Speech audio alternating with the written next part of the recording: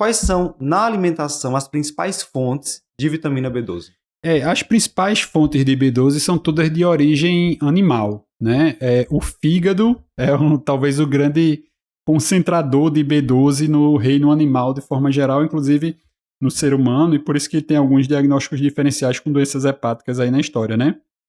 Então, fígado é um alimento que tem muita concentração de B12, só que pouca gente gosta muito, né, de comer fígado.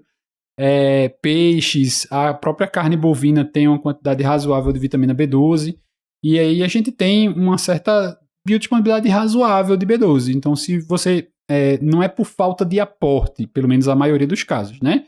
Você só teria deficiência de B12 por falta de alimentação naquele indivíduo que realmente seja vegano, muito restrito em relação à alimentação de origem animal, tá? O problema maior não é a fonte, o problema é a absorção, tá? Para você ter absorção, ele tem um processo metabólico bem complexo. Ele vai ter desde uma ligação com uma proteína na saliva, um carreador na saliva, e que vai precisar de ser liberado desse carreador quando chega no estômago, e para isso precisa de acidez gástrica. Então, se você tiver um paciente usando inibidor de bomba de próton, ou um paciente que tenha alguma medicação ali, alguma interferência nesse processo, pode deixar de ter essa liberação. O estômago precisa também produzir o fator intrínseco, né? O famoso fator intrínseco, que está relacionado com a anemia perniciosa, que é uma doença autoimune, pode estar relacionado inclusive com outras doenças autoimunes da endocrinologia, como Hashimoto, como doença celíaca. Então, são pacientes que têm maior risco.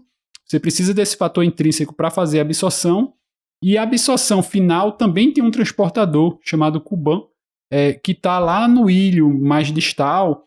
Então, talvez assim, bariátrica não vai ter tanto problema com a questão da derivação, vai ter problema mais com a questão da manipulação gástrica, porque você vai ter redução do fator intrínseco, redução de ácido clorídrico, você vai ter mais problema no estômago do que propriamente na questão da derivação intestinal. Então, como a absorção da B12 precisa dessas etapas todas, acaba tendo uma dificuldadezinha, e alguns pacientes podem ter uma incidência um pouco maior de ter alguma deficiência ou alguma complicação relacionada à B12. Perfeito, Luciano. Então a gente tem aí nesse processo de ingestão e absorção 4 pontos críticos que podem ser o foco para uma deficiência de B12. Primeiro ponto, a ingestão, que não é a maioria dos casos.